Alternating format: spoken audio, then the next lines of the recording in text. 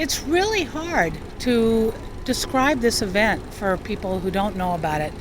I would say to them, this is an opportunity to come together and raise money for the fight against AIDS, but in the process, there is a phenomenal community that develops, and it's going to take people of every different kind, every race, every gender, every age, every sexual orientation and HIV status coming together and being focused on one single goal, and that's ending the epidemic.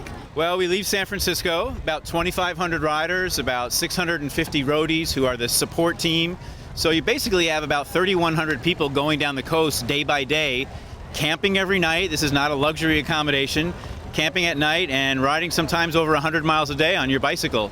We're going to raise over $13 million this year, set an all-time record in terms of amount raised. And that money then will be going to the LA Gay and Lesbian Center and the San Francisco AIDS Foundation for our HIV and AIDS prevention programs, treatment programs, care programs, research, advocacy, everything with regard to fighting this pandemic. These amazing riders and roadies raised over $13 million. If we didn't have this ride, we would have to turn people away from our services. Pure and simple, people would die.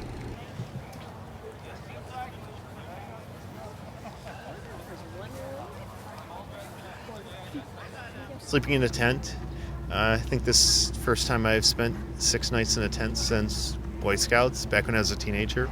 And I think that's the biggest hardship. Probably not going to get 8 hours of sleep a night. Camping's great. I didn't know my tent person, my roommate, and they were awesome. A little uncomfortable getting up in the morning. You just want to stay in the covers. But other than that, once you get out rolling, you're fine. The breakfast in the morning is phenomenal. You get up, you have eggs, you have your proteins, you have your carbohydrates. Like, you're so set for this really long day. I think you're excited to get out there and get back on the bike, get on the road, and see the scenery. I mean, Central California is amazingly beautiful.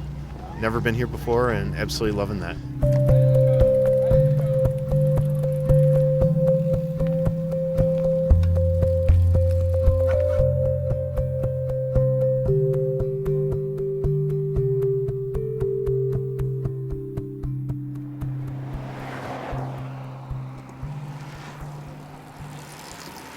My name's Chuck, and this is my 5th consecutive year doing ALC. I'm a 20-year HIV plus survivor. I got my bike and my HIV tattoo.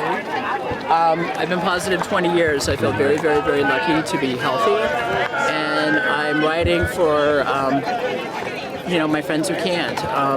The drugs and all the services that are available now have kept me healthy, and people think it's all about, nobody else getting HIV, but there's 1 million of us in this country who have HIV, and the money that was raised helps people like me continue to stay healthy. Many, many years ago, in the mid-90s, I had a young man that was working with me, and he ended up with AIDS. And in those days, it was shameful and sinful to say anything. And his name was Tony Cantor. I dedicate my rides to him, and he didn't even want to tell anybody. I would have to call him every day. He moved to Philadelphia. I was in Southern California. And it was so sad that here's a man that was dying, and he couldn't talk to people and reach out to people to help him.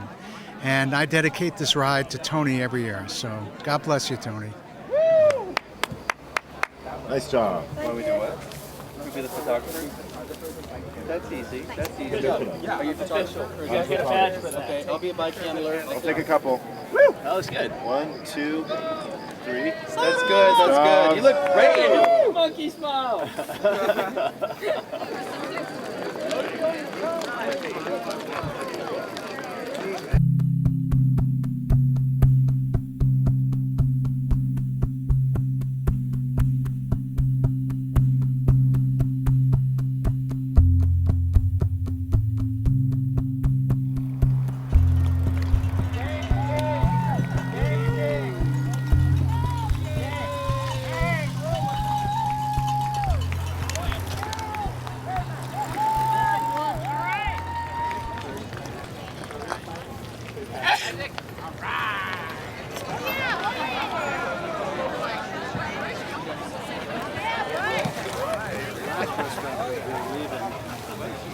The logistics are insane. insane. 3,000 people riding their bikes for 545 miles. Sounds crazy.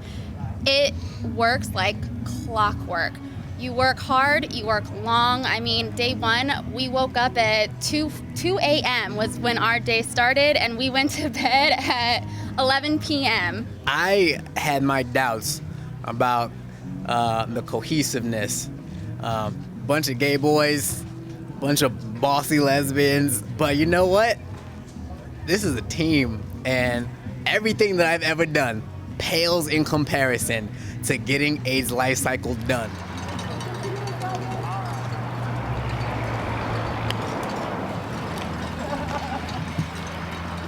The ride so far has been amazing. There's been some really scenic stuff.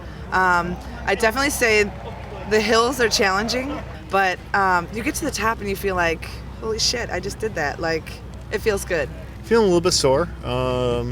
Had a couple of tire blowouts on day 2, and getting really good at changing a bicycle tire. My butt hurts a lot. It's definitely difficult. The scenery helps, and then around every corner there's people cheering, so it makes such a big difference. There are people like along the road who are cheering for us, and yesterday the town of Bradley, all the kids were standing outside of their school and cheering us on. And it's hard not to realize how important what we're doing is. Pulling in is the best part, and you definitely feel like you're coming home. People stand outside and they're cheering you on. Everyone welcomes you, and it's awesome. It's so great. Yeah, right there in the first row. Everyone's so friendly. This side of Piglet, please, ma'am. If you need help, people help you. They say hi. They ask you where you're from. It's like we all know each other. Do left side away the food. You're fine. There you go. We eat together, we shower together, we sleep together. We spend all of our time together, and it really becomes a community, this traveling community going down the coast. People are very unified because you see what we're doing. You know, it's not staying in a Marriott. You're not getting the best food, but at the same time, you know, we're all in the same boat. You really feel like part of this amazing group of people. Everybody told me that, and I was like, okay, yeah. But it's incredible.